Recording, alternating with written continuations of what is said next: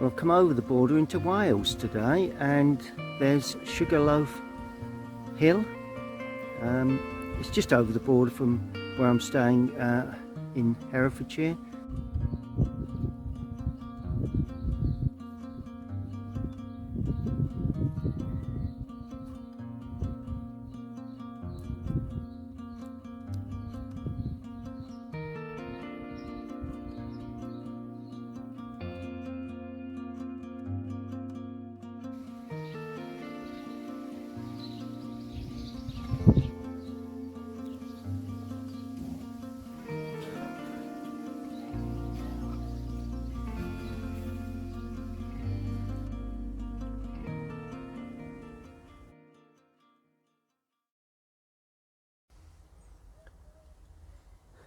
Well, hi everyone, welcome back to my YouTube channel.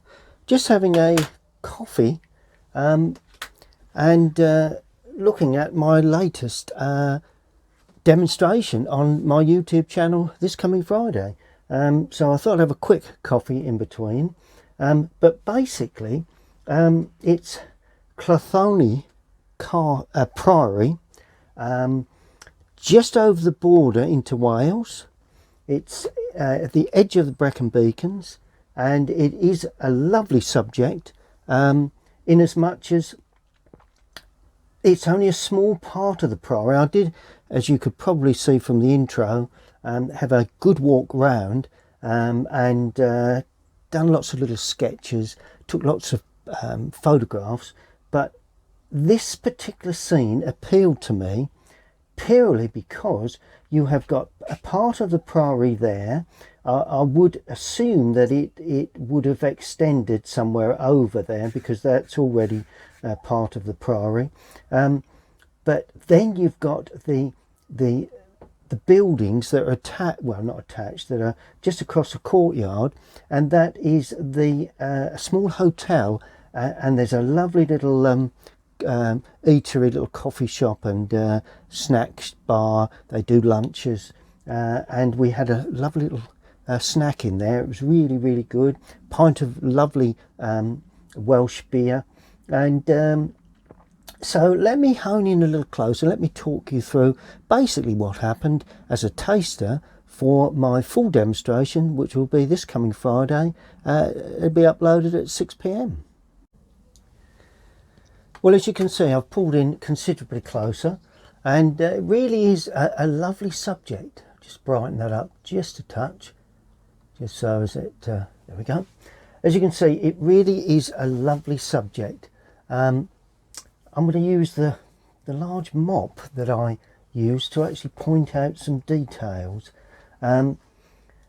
Basically, you've got the distant Breacon Beacons high up in the background. They were kept extremely blue, as you can see, very blue. A little bit of raw sienna put in, but mainly cobalt. A simple sky.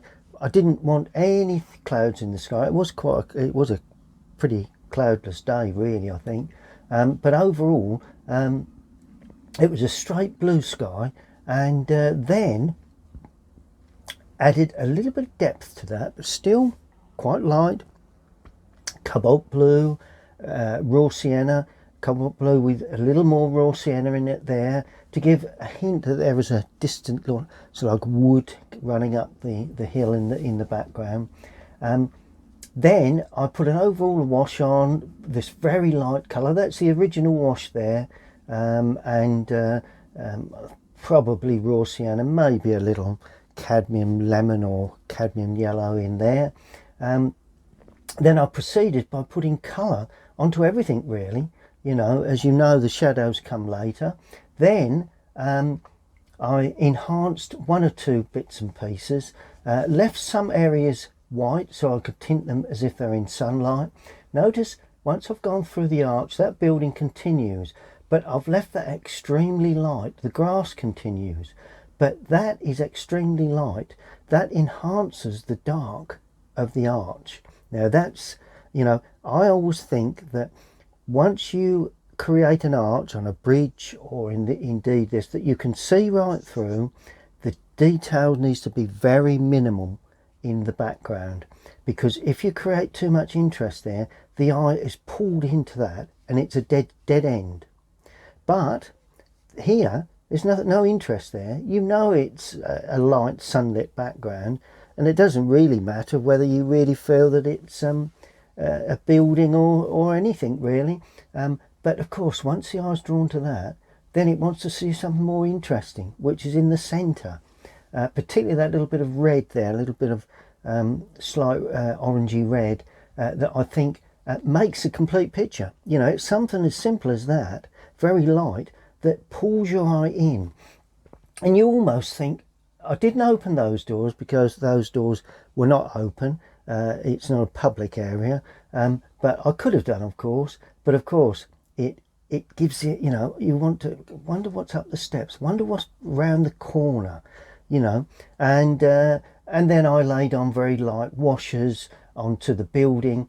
That was kept a little darker. I'll put that in later on.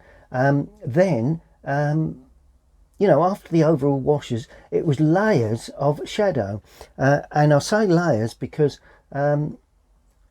unusual for me, I don't think I went dark enough with the first layers of shadow, so I had to go over a couple of times. But the background is all in shadow, okay, apart from that. So the sunlight is more or less level with those buildings, but they are in shadow. So it's just behind those buildings, and that's what I wanted to depict. So I had to put a blue wash over that complete area without putting onto the sunlit steps and the sunlit greenery and a little shrub there. But other than that, it was shadows all the way really. When you put these shadows on, you know, very deep in the foreground, I had to hint at some underpainting in varying you know, you can see varying layers of shadows there, and that was kept fairly simple. These trees hold in, they are there, didn't have to improve on those, but they do hold in that right hand side, that left hand side. So a little figure there, and I think if you look very closely, the figure is on the phone, which is what I tried to depict. I'm not sure whether that's quite come off, but there you go. And of course, the cool blue shadows here and under the arch, warm shadows everywhere else, blue shadow in the distance over all of the buildings. It's creating light, and you know, overall I think it came off particularly well. This one was painted once I got home, working from a pencil sketch that I did while I was on site. So you know, although my last video was of the field and the trees, it was my last day at Mole Hill Hut, but this was on a visit one day towards the end of the week we had there, but I didn't have time to paint there, so I brought the drawing home, and I think I've captured it. That's pretty much what I saw on the day.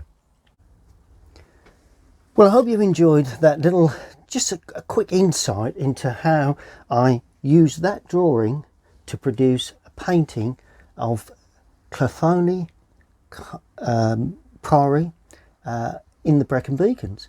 The full video will be, it's a real-time video, you won't miss one brush stroke, or barely, and will be this Friday, 6 PM UK time. We will do a chat on that at that time, so if you wish to type a little premiere, we're doing a premiere chat, but if you don't want to do that, you can look any time after that, and I hope you enjoy the video. I'll lead you through in real time. Thank you for watching. We'll see you all on Friday.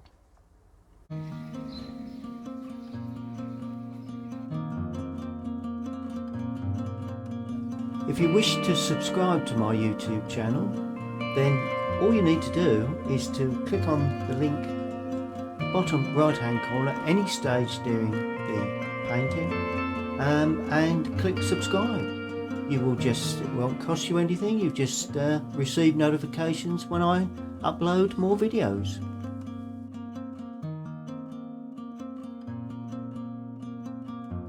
we're really in the depth of the Welsh borders, really.